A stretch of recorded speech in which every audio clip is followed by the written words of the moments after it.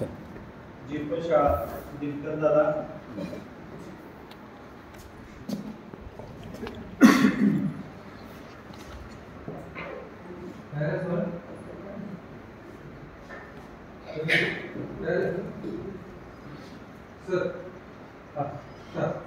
नमस्कार, माझे नाव साहिल अधिक शिंदे, इयत्ता दुसरी.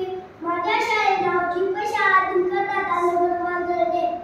माझ्या गोष्टीचं नाव आहे प्रामाणिक लाकूड तोडे. एक गाव होतं. त्या गावात एक रामू नावाचा एक लाकूड तोडे राहायचा.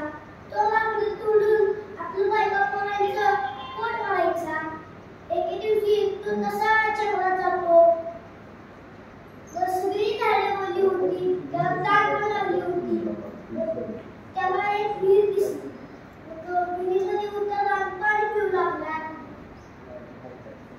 पाणी पिऊन झाल्यानंतर तो वर आला आणि आपल्या वाड्याला झाड शोधू लागला. त्याला नदीच्या काठावर एक वाड्याचं झाड दिसलं. तो झाड तोडून लाकडं तोडू लागला. अचानक लाकडं तोडता तोडता त्याच्या हातातून कुऱ्हाड विसरली आणि त्या विहिरीमध्ये पडली. तो मोठमोठा रडू लागतो, माझी कुऱ्हाड पाण्यात पडली. आता मी काय करू असं मोठमोठ्याने रडू लागतो. त्या विहिरीतून एक आवाज येतो, बाळ, हे बाळ, तू का रडतोस? कोण ऐकू? रामू आजूबाजूला बघतो तर कोणच नाही. रामू जरा घाबरतो. मग त्या विहिरीतून देवी प्रकट होते. मग ते बाळा काय झालं? तो म्हणतो, देवी, मी असं शेजाऱ्याच्या गावातला एक लाकूड तोडे आहे.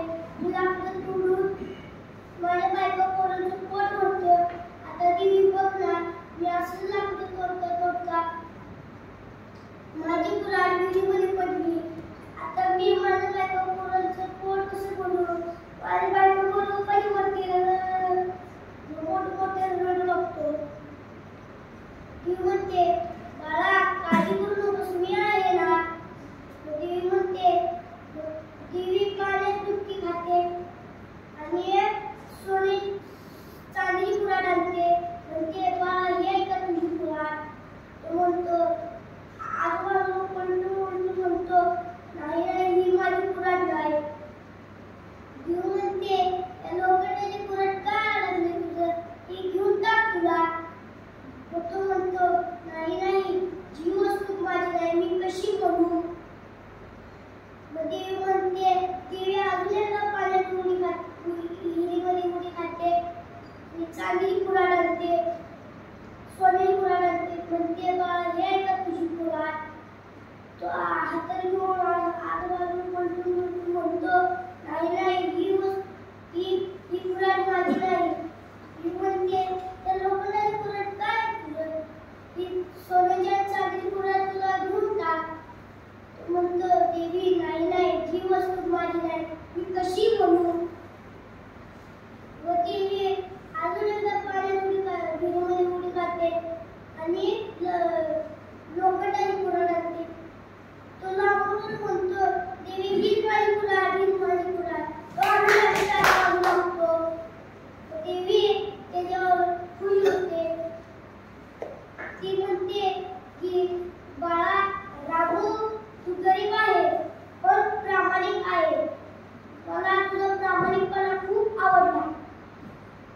व देवी म्हणते, बाळा, रामू, तुला लोखंडाची कुऱ्हाड घेच, पण या सोन्याच्या चांदीची कुऱ्हाडी माझ्याकडून भेट घे. मग तर देवी दिलेल्या कुऱ्हाडी नमस्कार करतो तर देवी गायब. तो मोठ्या आनंदाने घरी निघाला असतो कुऱ्हाडी घेऊन. वाटेत त्याला मित्र दिसतो.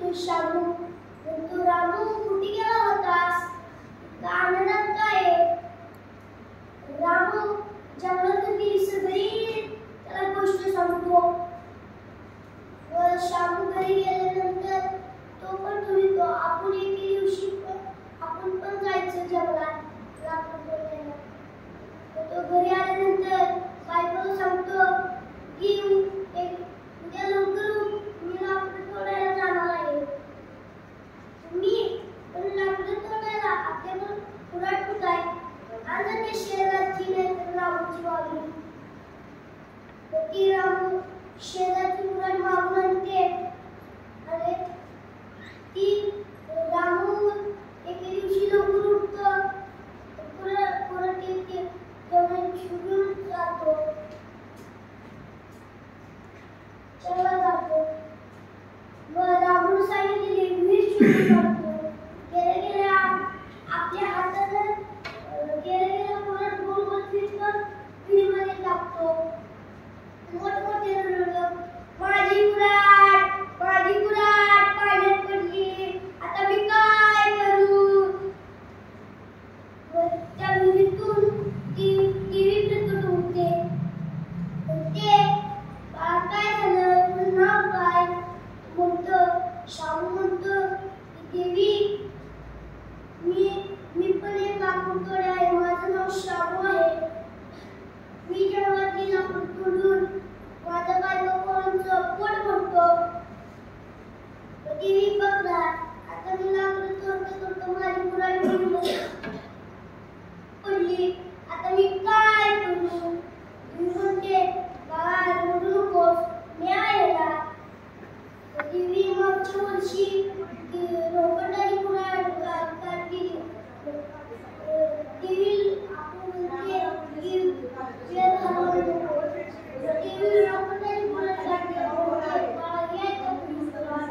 तो म्हणतो नाही, माझी कुऱ्हाड तर चमचम चांदीची आहे. देवी अजून व्हिडिओमध्ये उभी राहते आणि चांदीची कुऱ्हाड आणते. म्हणते बाळा हे का तुझी कुऱ्हाड? म्हणतो नाही, माझी कुऱ्हाड तर सोन्याची आहे. देवी सोन्याची कुऱ्हाड पाण्यावर विहिरीमध्ये उडी खाते आणि सोन्याची कुऱ्हाड काढते. म्हणते बाळा हे का तुझी कुऱ्हाड? म्हणतो देवी हीच माझी कुऱ्हाड. देवी ओळखते की तू शामू, तू खोटं बोललास, तू प्रामाणिक नाहीस. तुला सोन्याची आणि चांदीची कुऱ्हाड भेटणार नाही. तुला तुझी लोखंडाची कुऱ्हाड भेटणार नाही. तुला हीच शिक्षा. तो शामूला दुःख वाटतं. तो म्हणतो की